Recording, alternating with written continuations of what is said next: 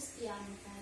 Di sini saya memilih Bapak sebagai narasumber yang mana diberikan tugas oleh Bapak Junaidi untuk tentang perencanaan pembangunan.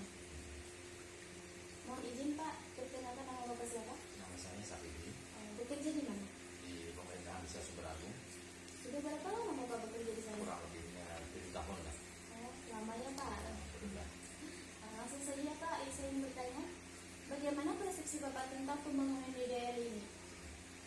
Sebagaimana kita ketahui bersama bahwa Balangan sendiri adalah kabupaten yang baru saja mekar. Jadi pembangunannya memang kalau kita lihat dari awal sampai sekarang memang cukup maju. Namun belakangan ini karena memang ada situasi COVID-19, jadi tampak sekali ya pembangunan ini sedikit terabaikan, ya bukan sedikit lagi, hampir terabaikan gitu ya.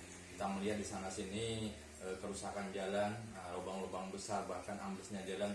Tidak hanya di kecamatan, bahkan di pusat kabupaten sendiri pun banyak jalan yang rusak.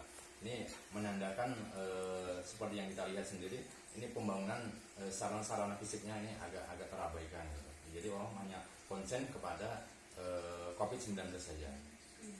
Oh, begitu. Habis itu, apa rencana Bapak tentang wacana ataupun rencana pembangunan? Kalau kita tidak bisa membuat kebijakan bagaimana rencana pembangunannya, tapi setidaknya kita sebagai masyarakat punya harapan.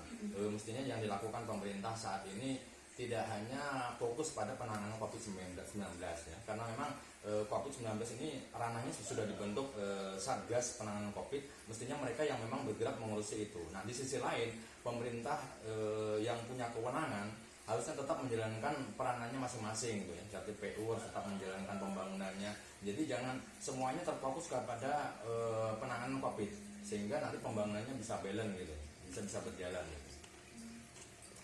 Apa pendapat Bapak tentang ancaman, tantangan, hambatan yang dihadapi dalam rangka pelaksanaan pembangunan?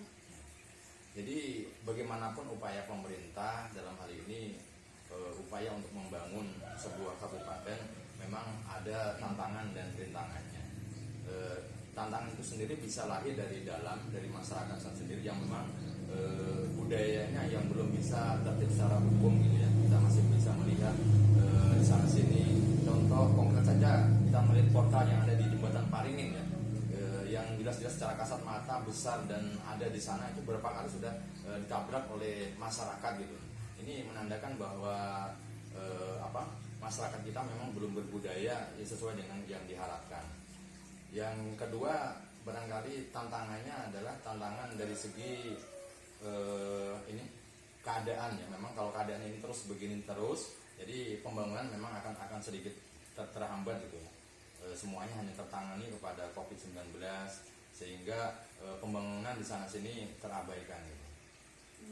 Lantas, apakah sumber biaya pembangunan di daerah Bapak itu sudah mencukupi?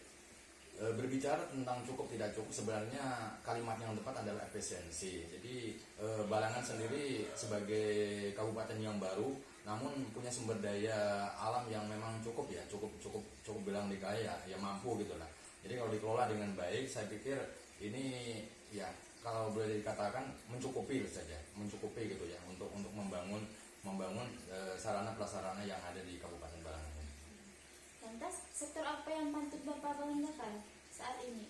Jadi sebagai masyarakat saat ini dari pola pembangunan yang dijalankan pemerintah, terkesan yang terakhir ini ya, yang kami sangat rasakan manfaatnya, yang ini gerakan cepat dari pemerintah yang baru terpilih ini adalah penanganan santunan kematian. Ini yang kita apresiasi. Jadi begitu hari ini ada orang meninggal, begitu hari ini juga dapat bantuan. Ini adalah apresiasi besar bagi masyarakat, bisa mendapatkan bantuan hari itu juga tanpa menunggu waktu lama-lama gitu. Ini adalah gebrakan yang tidak pernah memang dilaksanakan oleh pemerintah sebelumnya.